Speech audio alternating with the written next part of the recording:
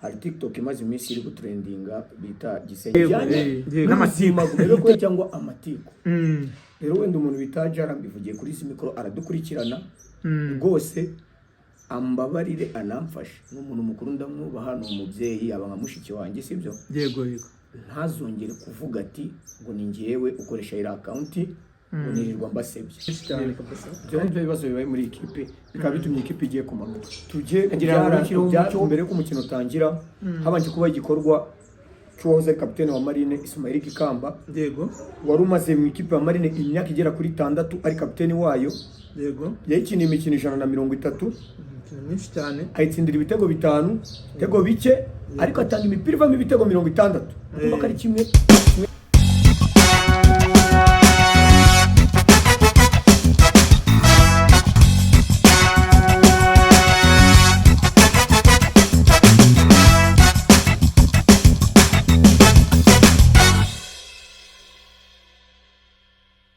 Yes sir, greetings ladies and gentlemen, and only welcome back to our YouTube channel. This is Kifu Sports. Ndi kumwe na Kakule kuri kamera, nanjye ni Jarod Kells nk'ibisanzwe. Murabisanzwe mubimenyere ko buri kuwa mbere tugaruka kuvuga ku makuru yaranze shampiyona cyangwa se imikino yabaye muri weekend. Nkuko no kwa gatanu tuba turi buzana tukaza ku updatinga tukagira usesenguza hamwe na Kakule dukora ku mikino iza kuba iri muri weekend. So uyu munsi rero ni kuwa mbere imikino myinshi yabaye, ibikombe biri kugenda bibona bya nyirabyo. Hanyuma hari n'amakipe arimo kurwana no kumanuka cyane ko nazamuka mu cyiciro cya mbere ava mu cya gatatu aza mu cya kabiri, nayo twamaze kuyamenya. Byarasobanutse rero aho bitarasobanuka byaranasobanutse no mu cyiciro cya kabiri. Nibyo navuze, hasigaye kumenya izimanuka mu cyiciro cya mbere kandi nabwo kugenda bicaye kagace gake. Kakore bimeze bite? Sani Sojaro. Maze iminsi ndwaye umutwe cyane, umutwe izuba riteye ubwo. Izuba rirakarishye kuwa gatanu. Ikibazo cy'umutwe kabisa. Ariko ntabwo ari wenyine, maze kumva abantu nka batatu bambwira ko umutwe kandi badasanzwe barwaragurika no bakakubyata umutwe ntabwo izuba riri gutuma umuntu arwara kabisa. Jaro tutarajya mu bintu byinshi, hari ikintu ngiye nkunda kubivugira hanga kuri izi mikoro akenshi kuko ari ngiye umuntu ababwira umuntu n'ubundi umukurikirana. Yego hari kese imaze iminsi nuko umuntu abayijyanye gake, ariko hari ibintu twita ko byoroshye ari ibintu bikomeye. Jaro durabizi ko mu Rwanda gusebya umuntu ari cyaha gikomeye. Yego urabizi ubizi neza. Ni cyaha gihanwa n'amategeko. Gihanwa n'iki? N'amategeko. Kandi igifungo kinini kiri hejuru cyane n'izahabu. Ribicero rabitanga kabisa abana gutanya. Rero impamvu mvuze ibi bintu,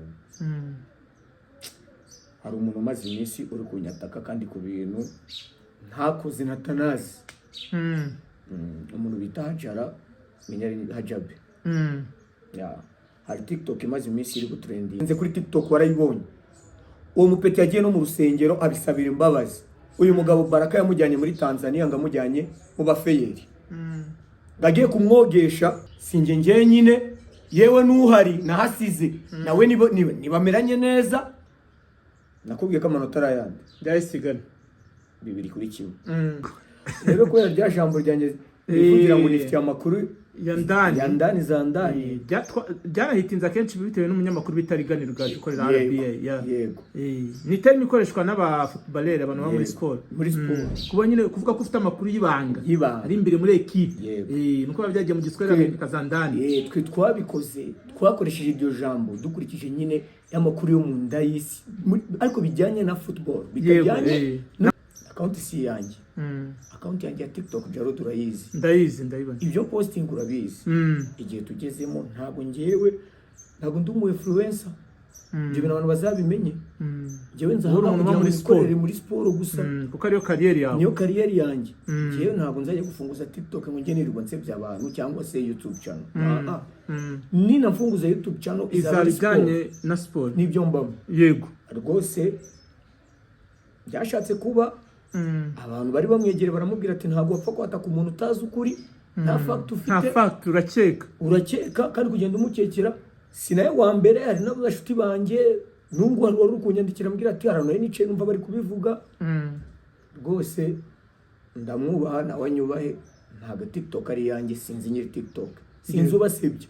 ni ukuvuga ngo uko abandi babibona nawe ni kwibona niko nanjye nyibona cyari uko scoringa nkabona iyo TikTok yego byo bwa mbere nyibona nayihawe n'umuntu w'i Kigali bapostinze umuntu bita Shani nabisharinga Shani ndamaze se uyu muntu uramuzi yego arambye ati ntago muzi kabisa si account ye nsangana nshyashya ni nshyashya iriho post enye hariho Shani hariho Ajabe hariho batuyi hariho Tuyiberana none ejo bundi yashizeho ya Umari na Pamela yego sibyo gihe ntago rwose nkoresha ibyo bintu ko nta nyungu mbifitemo jaru yego ngiye nkoresha TikTok mu rwego rwo kwerekana ibyanjye cyangwa ibyo nishimiye. Nta mask ufite kuri TikTok? Nta mask ngira kuri TikTok. Ndakeka byumvikanye rega tete ninjira ubwo nyibutumwa ndakeka ko biri mu mugereho.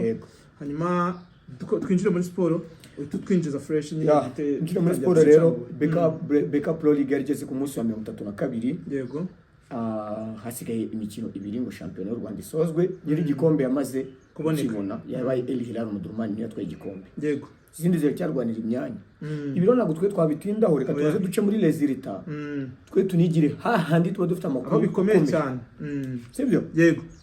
Twavuye no nkubwiye yuko AS do Kigali izakina na Gicumbi ku munsi wa kwa gatanu. Jaruti sinakubeshye. Yego. Yo Sport na Gorilla nakubwiye ko Gorilla ishobora gukora iki? Akana. Yanganya cyangwa igakora iki? Gatsinda. Yego. Banganyije kimwe kuri kimwe. Ku munsi wa kwa gatandatu rero ikipe ya Kiyovu Sport yo nyine yaranenguye. Waravuze ko igomba gutsinda. Yanganyije na Muhanga kimwe kuri kimwe. Yaranganyije. Muhanga yanise ku munota wanyu mu mace kurangira. Etincelle na Marine ho ntabwo turavuga byinshi nayo nishiri y'akadomo. Yego. Ibanga twari turize. Sibyo? Turaza kubigarukaho. Ariko hari barabivuge. Wa Jarudu waretse ko mfitano ndabigarukira. Sibyo? Yego. Mukuranganyije na Bugesera 2-2. Nabwo ko nicyo gitangaza cyabanago Bugesera yava. Polisi inganya na El Hilal kimwe kuri kimwe. Yego. Ku wa 6 ku cyumweru nkibisanzwe aperi yitsindiye Rutsiro 3 ku busa. Yego. Musanze itsinda Gasogi 3-2. Amagaju abayiboneye amanota 3 kuri Emerek narabikubwiye. Yego. Kimwe ku busa. Twabivuze ariko nanone baravuze twarebye dusanga amagaju nakeneye amanota. Yo afite ikintu arwanirira equipe namanje yo kuza kwika amatanga ishyireho umutsi kubera ko nta cyarwanira rero turareba ku ikipe ya 12. Yego. Ikipe ya Gasogi. Sibyo? Yego. Ko banyereka ko Gasogi ifite imikino 33 nibyo. Gasogi ari umukino yakinnye na El Hilal turi mu mubyizi. Umukino El Hilal yatwariye igikombe. Yego. Gasogi ishobora kubisigaje match imwe. Byashoboka. Gasogi asanga mu gihe andi makipe menshi sigaje match ebyiri. Kuko sigaje match imwe. Kuko nibyo kuko bakinnye umukino El Hilal itayuzuza imikino nayo 32. Yego. Nayo isigaje 2. Isigaje umukino wa El Mereke. Bari nk'ikirarane no Etincelle. Iyo mikino El Hilal isigaranye. Yego. Ubwo Gasogi ya 12 ifite amanota ngahe? Ifite amanota 35. Amwenda bitego 12. Amanota inganya na Gicumbi. Yego. Mwanya 13. 35 n'umwenda bitego 15. Amagaju 38. Yego. Yageze n'umwenda bitego 12. Mwanya 14. Na 14. N'umwenda bitego bingahe? 12. AS Kigali 32 n'umwenda bitego 12. Mwanya 15. Etincelle mwanya 16. 31 n'umwenda bitego 13. AS Muhanga mwanya 17. 28 n'umwenda wa 22. Bango hagati ya Muhanga na Etincelle harimo amanota 3. Rutsiro ndi ku mwanya nyuma n'amanota 26 n'umwenda bitego 16. Jarudi rero amakuru twe twazanyanga ubonye kuri poste yanjye ko navuze ko turinjira idonido mu makipe 3 arimo Etincelle na Muhanga n'ikipe ya Rutsiro. Yego. Sibyo Jarudi abantu bagukurikira kuri WhatsApp bajya gukurikira tuze ngo pinninga nimero zawe ko urupdatinga cyane ku mikino cyane ndapdatinga cyane turaza gupinga nimero yawe abantu bashaka bajye bakwandikira saving nimero ugira stati zawe barebe izabo babona amakuru ku gihe. Ikipe ya Muhanga muri weekend ikaba izajya gusura ikipe y'Amagaju. Amagaju sabwe inota rimwe. Yego. Ryonyine rirahagije. Ariko n'Amagaju ntabwo arizera. Ntabwo arizera afite 38 ariko ikintu tureba Etincelle afite 31 Amagaju afite 38. Umva nkwereza igisobanuro cyoroshye. Sibyo? Yego. Amagaju umwenda ari 17 Muhanga umwenda ari 20 na 2 kuva ko ni ibitego 5 yego bisaba ko Amagaju atsindwa izi match zombi zisigaye Muhanga ikazitsinda yego kunyumva icyo kintu ariko Amagaju ntabwo ibyo kuva ko Amagaju akeneye iki akeneye intsinzi oya inota rimwe kuko hasigaye match ebyiri yego urabyumva neza rimwe kugira ngo ibyayo na Muhanga byicayo kuri Rutsiro ho ntabwo ibintu byiza cyane kuri Etincelle kuko izi kipe nta biganiro bishobora kubamo. Ikipe ya Muhanga ariyo tugiye ntabwo nahera kuri Muhanga kuko nayemere kuri iyo match turabaza turere kuri Muhanga kuko Muhanga yo ntabwo twegeranye, ntabwo tuba tuzi amakuru ayo menshi, ariko hagiramo abantu baba bariyo bamo makuru. Ikipe ya Muhanga ni ikipe itozwa n'umutoza Gatera Musa. Gatera Musa ni umutoza ukunda ko yatoza ekipe yirekritiye abakinnyi azi abana bashobora kumva konsigne ze cyangwa bajyanye n'ibyo nkagishyigikira yuko buri ekipe yagereza umutoza liberté akagura abo bakinnyi ariko bakamuha resultat za match runaka. Ikipe ya Muhanga igiye kumanuka kubera ko yatinze gusezerera umutoza Gatera Musa kuko yabigaragaje ko adashoboye Jarudi wamuhaye buri kimwe ageze kuri jone 32 harabura jone 2 ikipe yagiye nubwo wamuhindura ntacyo byakora byatanga no gufunga umwuka nyine mukarwariza Jarudi rugomba muri iyo mikino bisigaye ntacyo byatanga sibyo yego Jarudi urikumva urabona ikipe ya Muhanga yagiye igura abakinnyi benshi bakuze, abakinnyi benshi bamaze igihe badakina yego kujya kuri ritme biragora, abakinnyi bakuze baragoye. Igura abanyamahanga bagera kuri 11 na 2 akaba hakina 4. Cya kibazo Beken yongeye kumva cya kibazo cy'abanyamahanga badashoboye yego iyi ni ikipe ya Muhanga turiho. Muhanga rero kumanuka kwayo uburangare buri ku buyobozi butigeze bushira close ku mutoza ko hari ahantu runaka ibyo bakeneye ubundi muri contract tugomba kuba ati Fazari hari amanota tugomba kujya munsi Fazari turaraye yego sibyo ubuyobozi nibwo ushinzwe icyo kibazo Jarudi yego ikipe ya Muhanga tuyireke isaba yakinnye n'Amagaju.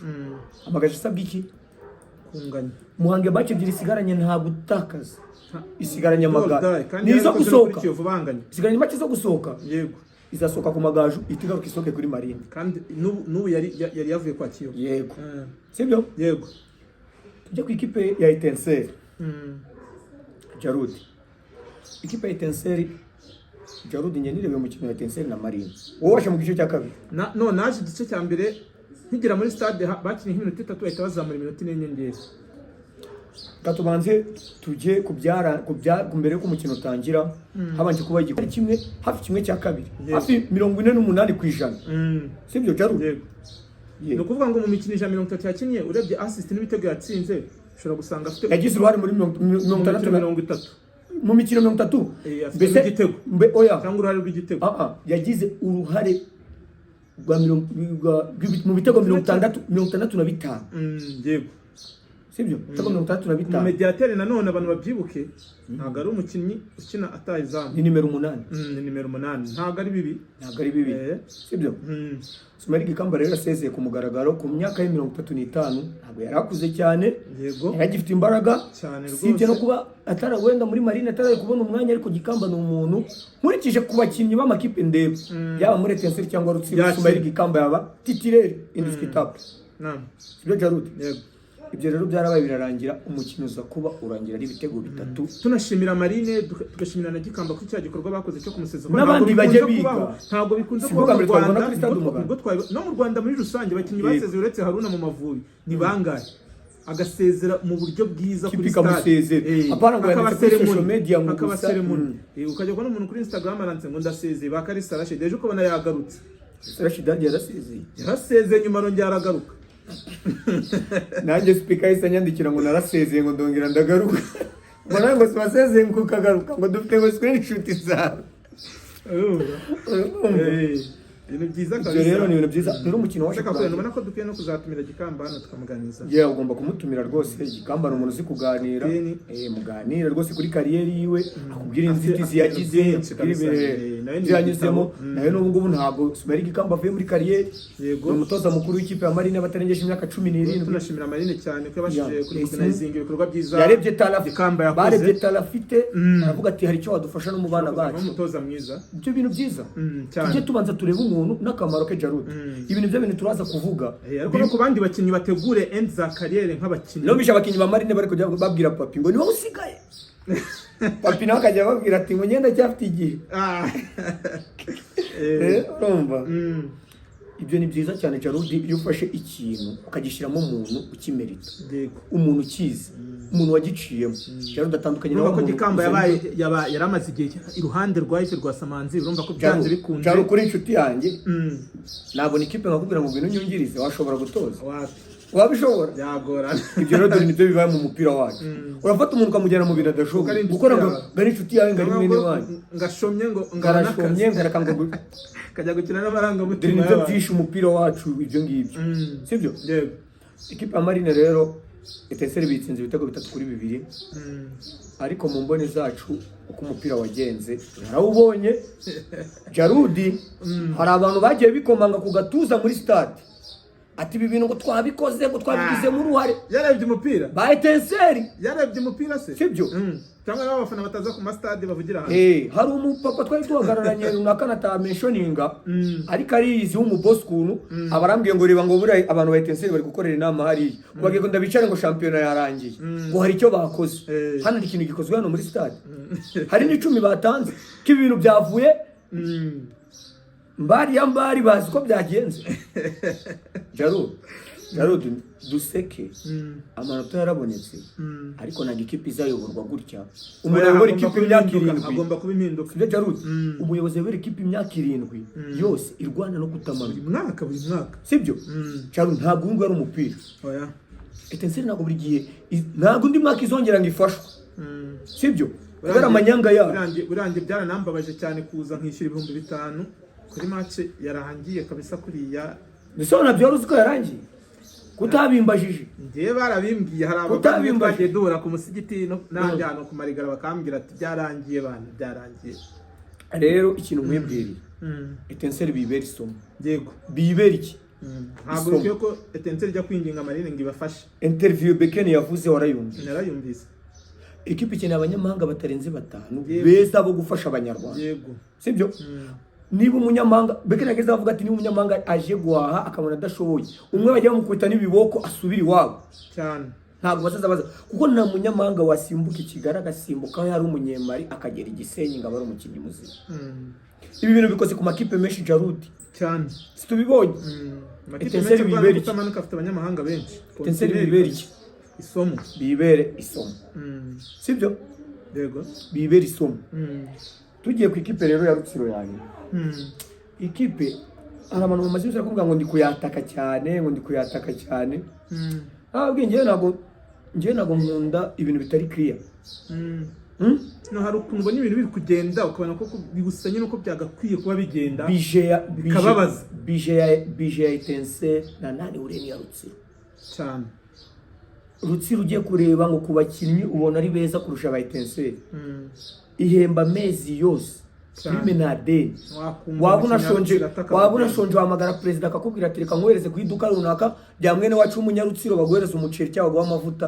ubushize mu rugo sibyo ariko ikipe iramanutse sibyo Jarudi yego ikipe ikintu kimanuye ni cyo cyakindi nakubwiye ndazana mwene wacu umushire mu kazi atarakize nawe yagahuriye SG ize comptabilité araza gukora comptabilité muri equipe sibyo yego abo umuvugizi w'ikipe arashaka kugura abakinnyi sibyo arashaka kumenya ibyo ikipe yariye sibyo arashaka kumenya prime amenye jazz amenye godio SG aramenya ibintu byose byagorana ibyo bintu rero bubasha president wa equipe yahaye abo bayobozi bari munsi ye ibyo bintu biyangije kuko ni nabyo bintu byangije Etincelle murabizi tubizi hano twiruka tuguze kuvuga ngo abati manager baza Etincelle bahe subiza ibi bintu tubivuga birazwi cyane kuko bijya no kuba Etincelle yarangije phase iri ku mwanya wa nyuma sibyo until today ngaruka iyo tutaza ngo tuvuge aya magambo ngirizera kuguma mu cyiciro iyo cyane tutaza ngo tuvuge aya magambo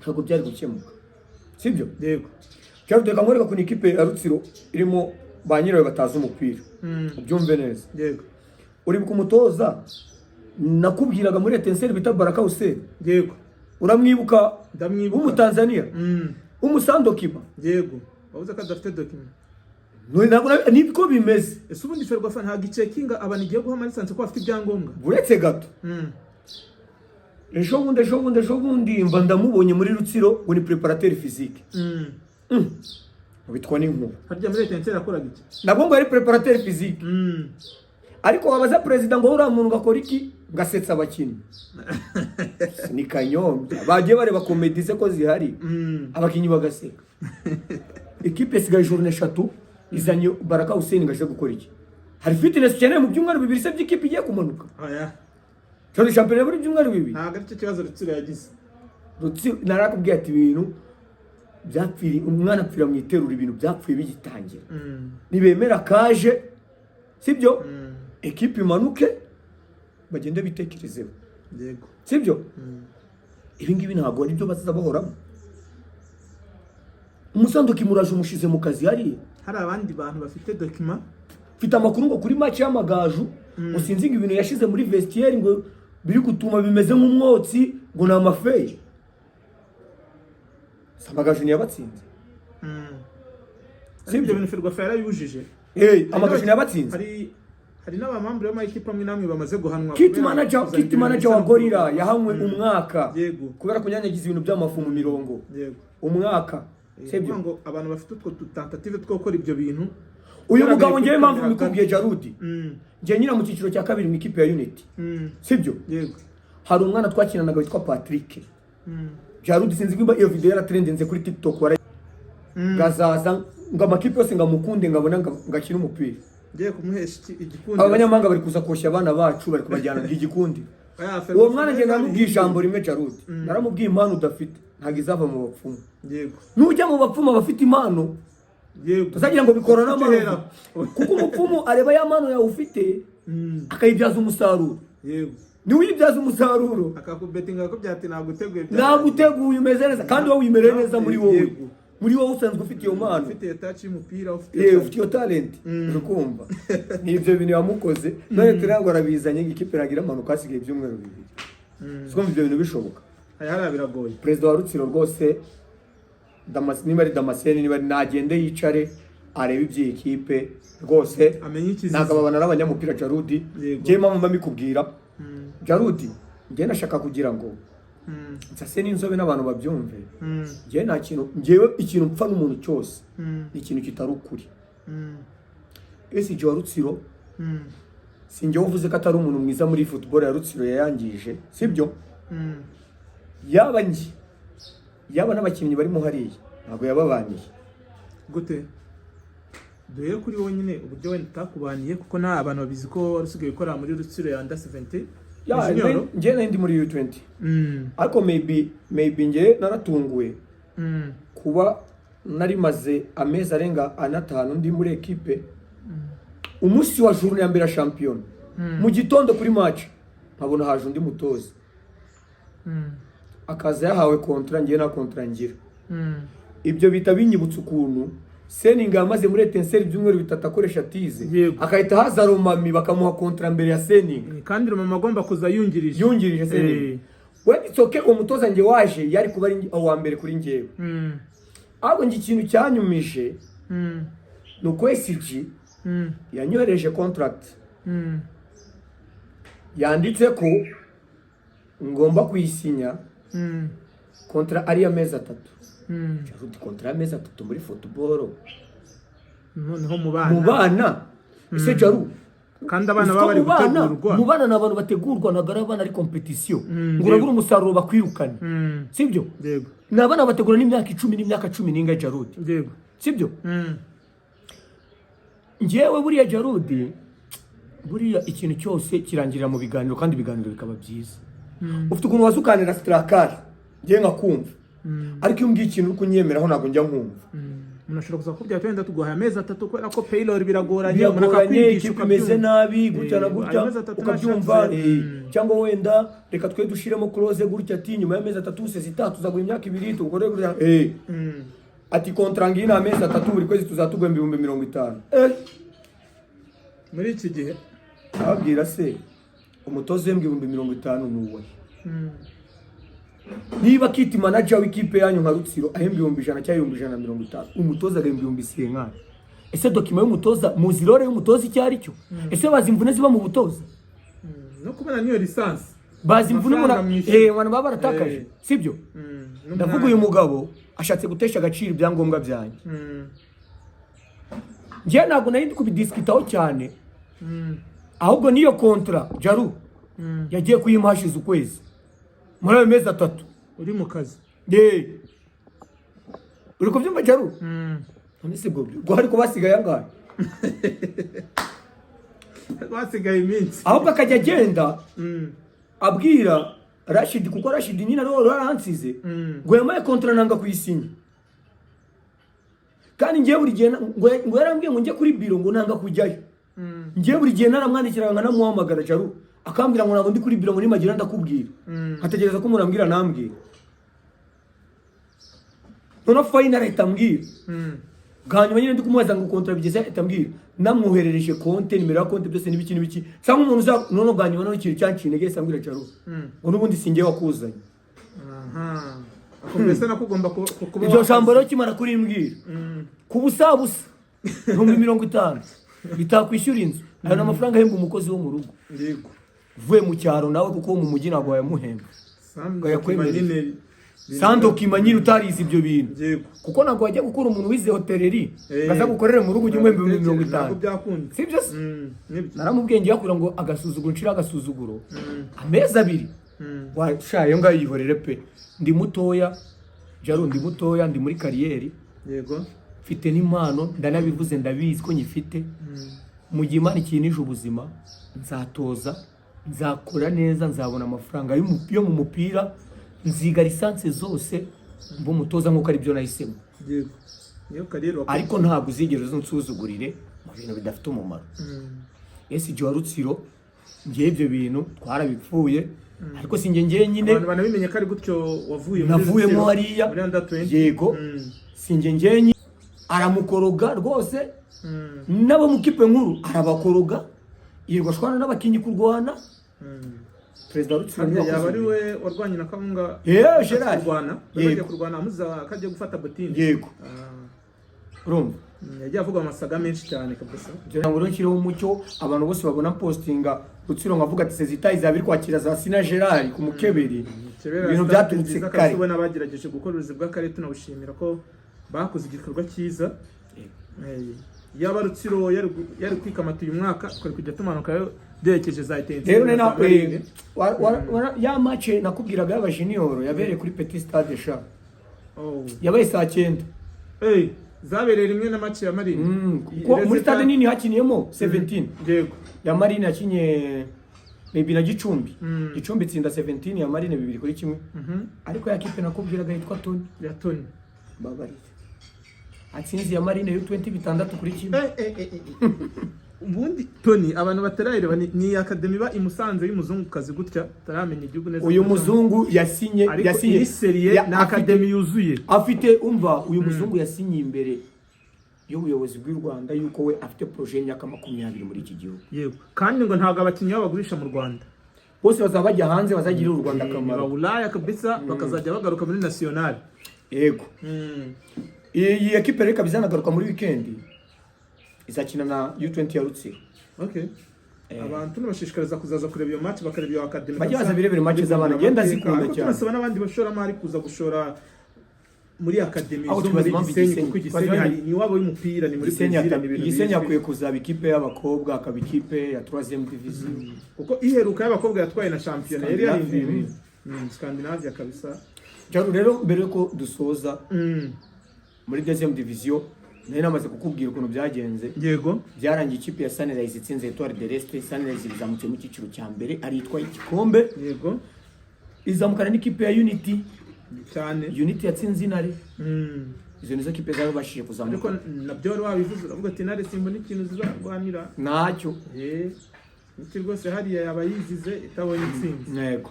Sunrise rero nayo kuzamuka imanuka. Mu cyiciro cya gatatu ikipe zazamutse mu cyiciro cya kabiri ni zihe? Stony Academy ni Manzi. Sena Gerard biranze. Sinasi siri mu cya kabiri. Iri mu cya kabiri. Harya ikipe yitwa Motari iba mu cyiciro cya kabiri nayo.